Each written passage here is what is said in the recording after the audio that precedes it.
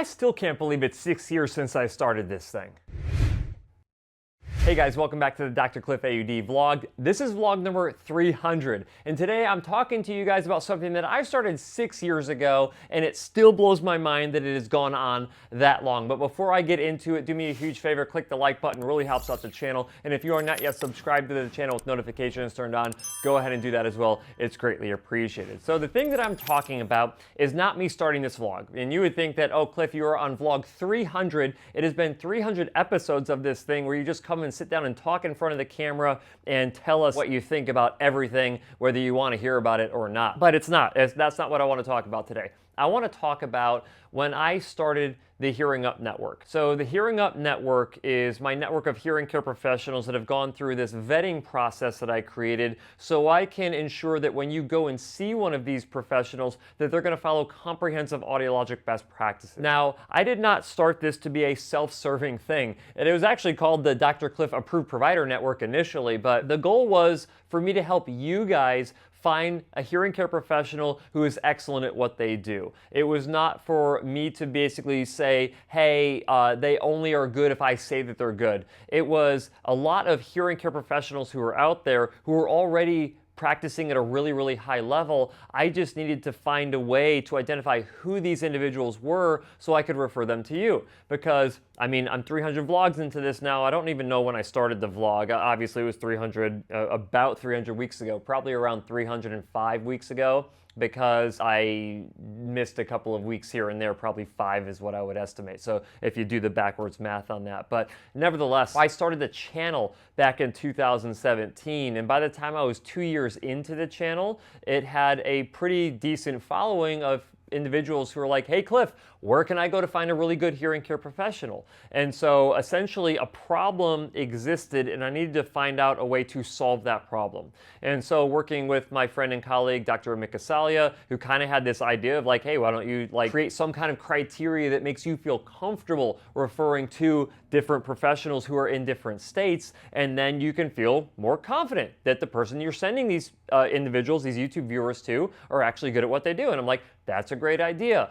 And I didn't want it to be just my criteria, so I went ahead and I stole the clinical practice guidelines, the best practices from AAA and ASHA, and I created this program where if you follow these best practice protocols, then I will basically say, hey, go to these providers. Now, these providers, since I created this program, let me take you through a little bit more of the history here. So it was around, I would say, February, March of 2019, where I had this conversation with Dr. Gasalia, and then AAAD that year, I want to say, don't quote me here, I want to say it was in October of 2019. And so here we are in, I guess, December of 2025, so it's been officially 6 years since we launched it.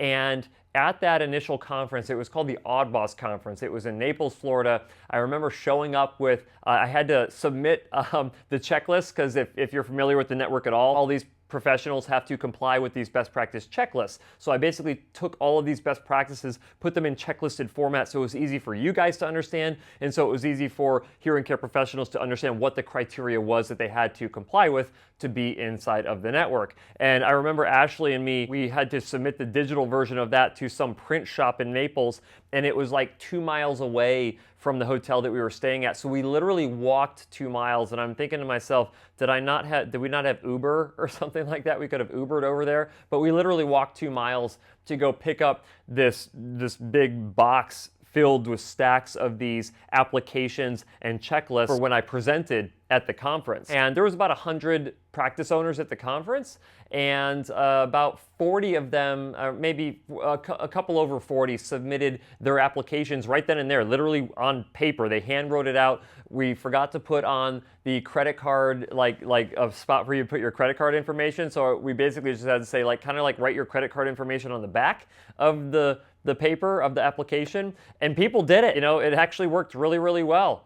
People were really understanding. It was a totally totally new concept. It had not existed inside of the profession. I mean, typically when you're going to be, signing up for a program, like they don't care who you are. It's like as long as you pay them money, they will list you and say, go to these people, right? And I didn't want to do that. Now, these members do pay us to get listed because we have to essentially fund the program somehow, but it's like a marketing expense for them. And we're very open and honest, like on the website, if you go there, we have a disclaimer saying that these individuals do pay for their membership to be listed in the HearingUp Network after they get vetted and approved to be in the network, and that there are other hearing care professionals that are also excellent who are not part of the network. Like we go, like what other marketing program tells you that other people are good too? Like it just doesn't exist. But we felt that that was the way that we could make it the most transparent. There's still several hearing care professionals, I'm sure, probably many more than several, who do not like the program because they feel like it's completely biased, that we just either let anyone in or if it's just pay to play or whatever, which is not the case. But members pay their membership dues and they have to remain compliant with following best practices. And the individuals, you guys, are the ones who continuously, ongoingly vet them. Because if you go to one of them and you're not happy with who you went to because they did not follow best practices, guess who you reach out to? You reach out to me and you basically say, hey, I went to so-and-so and all the things that you were talking about in this checklist, they didn't do those things. And usually it's a misunderstanding, but sometimes it was, nope, the individual did not comply with the best practice protocols, so it's basically a 3 strikes you're out system. We haven't had to remove anyone yet from the system because as soon as I give the provider a call and say, hey, we had a complaint on you and here's why, usually they're like, oh gosh, okay, so they're really, no joke, every patient is a vetting individual essentially, because this whole channel of mine is based off of educating consumers. And once the